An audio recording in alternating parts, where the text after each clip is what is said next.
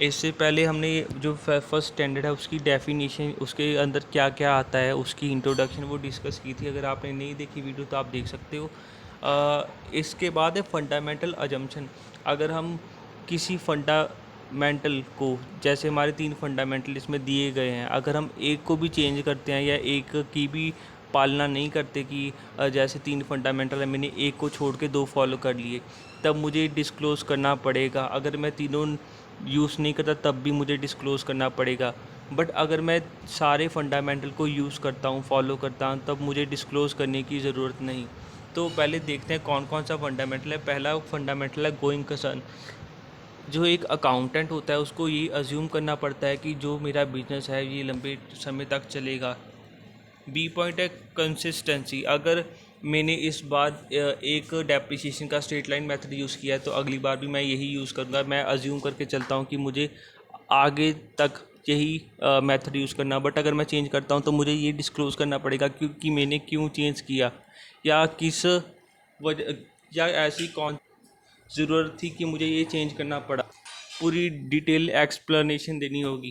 Third point है अक्रूअर। जब expense incurred होते हैं हमको तब रिकॉर्ड करना है। हालांकि लोगों का ये मानना है कि हमको जब कैश पेमेंट होगी हम तभी इसको रिकॉर्ड करेंगे। नहीं, चाहे जो ट्रांजैक्शन है वो कैश में हो चाहे ना हो, बट अगर वो वैल्यूएबल है तो हाँ हमको रिकॉर्ड करना पड़ेगा। एक अकाउंटेंट को ये अज्यूम करना पड़ता है। नेक्स्ट पॉइंट है नेचर ऑफ अकाउंटिंग पॉलिसी। तो ये वैसे हम अपने मुताबिक चलते हैं कि हमको खुद देखना है कि उसके अंदर क्या क्या कवर होता है। नेचर यानी कि इसके फीचर, इसकी अच्छाइयाँ भी और इसकी बुराइयाँ भी। तो आपने अभी तक क्या देखा इसमें? तो पहले हमने देखा कि सेट ऑफ प्रिंसिपल्स। ये कोई इसकी ये एक सेट ऑफ प्रिंसिपल्स है, मेथड है, जिसको हम अप्लाइंग करते हैं फाइनेंशियल स्टेटमेंट को प्रिपेयर करने में और प्रेजेंटेशन करने में। ठीक है। दूसरा है नॉट अ सिंगल लिस्ट। ये कोई एक सिंगल लिस्ट नहीं है जो हर सिचुएशन में काम आएगी। जैसे सिचुएशन होती है उस हिसाब से डिपेंड करता है कि हमको कौन सी पॉलिसी यूज़ करनी चाहिए।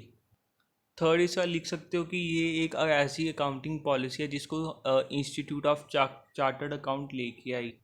इसके बाद आप आगे पॉइंट लिख सकते हो डिस्क्लोज़ की। इसके अंदर हम जो भी हम चेंजेस करते हैं, कोई पॉलिसी यूज़ करते हैं प्रेजेंटेशन और प्रिपरेशन के लिए फाइनेंशियल स्टेटमेंट की, तो वो सबको हम डिस्क्लोज़ करते हैं। इसके बाद है एरियाज जिसमें हम अकाउंटिंग पॉलिसी को यूज़ करते हैं, जिसके अंदर अगर हम चेंजेस करते हैं तो हमको वो डिस्क्लोज़ करना पड़ता है। ठीक है। पहला है method of depreciation, depletion and amortisation. ये सभी एक ही चीज़ है, सिर्फ डेप्रिसिएशन है, मेथड ऑफ डेप्रिसिएशन। जैसे आपको पता है घिसावट क्या होती है, जब हम मशीन यूज़ करते हैं तो वो वैसे वैसे उसकी वैल्यू कम होती जाती है। तो जो हम मेथड यूज़ कर रहे हैं उसको कैलकुलेट करने का, वो स्ट्रेट लाइन मेथड है या कोई और मेथड है, तो हमको वो बताना पड़ेगा। एक बार बताना पड़ता है नोट्स ऑफ अकाउंट के अंदर जो हम फाइनेंशियल स्टेटमेंट के बाद बनाते हैं। तो अगर हम मेथड चेंज करते हैं तो हमको वो बताना पड़ेगा। जो हम यूज़ कर रहे हैं वो हमको बताना पड़ेगा। Treatment of expenditure during construction.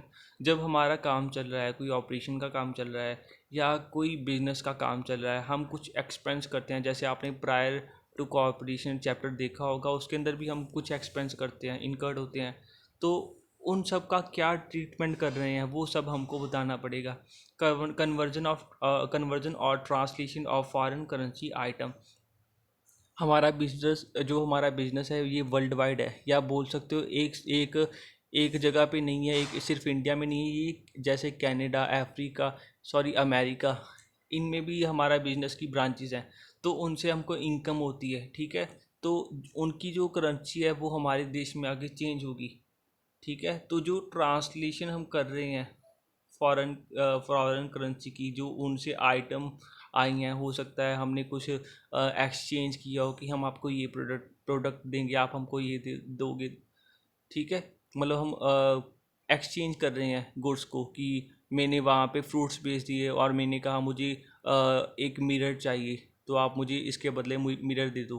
तो हमने वहाँ पे क्या ट्रीटमेंट किया, हमने कैसे वैल्यू निकाली, ट्रांसलेशन कैसे किया उनकी गुड्स को हमारी करेंसी के अंदर। ठीक है। तो वैल्यूएशन ऑफ इन्वेंट्री, हमारे जो हमारा बिजनेस है, इसके अंदर स्टॉक का मेंटेन होता है, इतना स्टॉक बच गया है, इतना स्टॉक लेके आना है, तो उसकी कैलकुलेशन। ट्रीटमेंट ऑफ गुडविल, आपको पता है कि गुडविल क्या होती है, एक फिक्टिटियस एसेट होती है जिस जो कंज्यूमर के माइंड में होता है कि ये कंपनी अच्छी है तो मुझे इससे प्रोडक्ट खरीदना चाहिए। हम हर बार गुडविल का क्या ट्रीटमेंट करते हैं, हर साल क्या ट्रीटमेंट करेंगे, ठीक है। वैल्यूएशन ऑफ इन्वेस्टमेंट, जो हमारा कंपनी शेयर इशू करती है या कोई किसी और माध्यम से, ठीक है। तो हम शेयर इशू करते हैं, हमको जो इन सॉरी जैसे इसके अंदर treatment of valuation of investment, हम किसी चीज़ पर किसी दूसरी कंपनी पे इन्वेस्टमेंट करते हैं, हम किसी दूसरी कंपनी पे जो शेयर्स हैं उन पे इन्वेस्ट करते हैं, सिक्योरिटी होगी उन पे इन्वेस्ट करते हैं। हम वैल्यूएशन कैसे करेंगे, उनकी वैल्यू कैसे निकालेंगे, तो अगर उसके भी ढेर सारे मेथड हैं, अगर हम चेंज करते हैं तो उसके बारे में हमको डिस्क्लोज़ करना पड़ेगा। ट्रीटमेंट ऑफ रिटायरमेंट बेनिफिट, जब एक बंदा रिटायर होता है तो उसको कुछ इनकम होती है, कभी कभी ऐसा होता है कि एक बार में पैसा देके काम ख़त्म किया जाता है, कभी कभी होता है एक पेंशन टाइप, जो पर मंथ हम पेंशन देते हैं, उस टाइम कुछ स्कीम लगाई जाती है कि हम तुमको हर महीने इतना पैसा देंगे, तो हम उसका ट्रीटमेंट कैसे कर रहे हैं।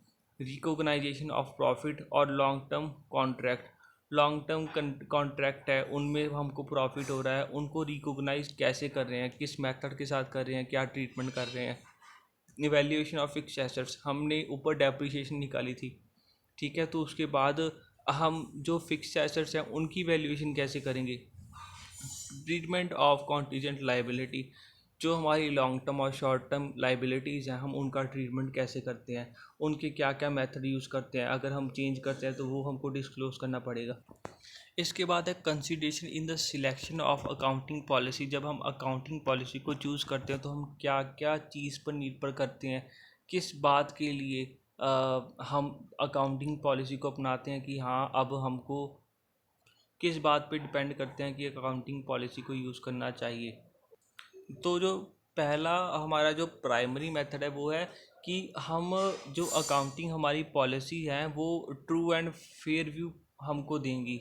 जो हमारी एंटरप्राइज के अंदर अफेयर चल रहे हैं, कुछ भी चल रहा है, balance sheet, profit and loss, कुछ भी है, वो हमको एक सटीक जो रिव्यू, एक स्ट्रीट जो रिज़ल्ट है वो देंगे, हम उस पर भरोसा कर सकते हैं। तो ये हमारा प्राइमरी कंसिडरेशन है कि हमको लगता है कि जो पॉलिसीज़ हैं वो ट्रू और फेयर वैल्यू, जो फेयर व्यू है वो हमको देंगे।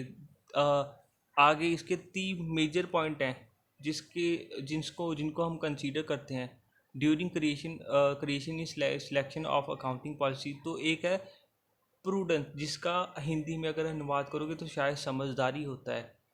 इसके समझदारी कैसे हो सकती है, अगर हम बोलें कि हमको फ्यूचर का जानना है कि फ्यूचर में क्या होगा, हमको कितना प्रॉफिट होगा या कितना नुकसान होगा। प्रॉफिट तो हमको पता है कि प्रॉफिट, हाँ अगर कस्टमर आएगा तो प्रॉफिट होगा। तो अगर हम इस बात को चूज़ करेंगे कि हमको आगे आगे होने वाला प्रॉफिट जानना है तो ये एक मूर्खता होगी। तो इसलिए इसमें बोला गया है कि कंपनी को इसको कंसीडर करना चाहिए कि उसको फ्यूचर में क्या लॉस होगा, क्या अमाउंट होगी लॉस की।